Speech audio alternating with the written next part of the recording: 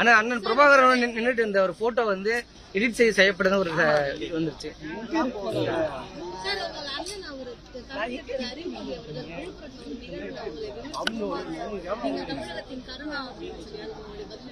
தமிழகத்துல ஒரு கருணா தான், கருணாநிதி தான். நான் எப்படி கருணா?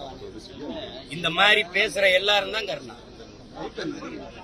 இனத்தை கொல்லும் போது பேசி என்னோட பேசிட்டு இனத்தை கொன்னவன கூட நின்றுட்டு என்ன கருணான்னு இதையெல்லாம் என் பக்கத்துல இருந்து துரோகம்னு சொல்லி கொடுத்தவங்க நீங்க எங்க அண்ணங்க தானே.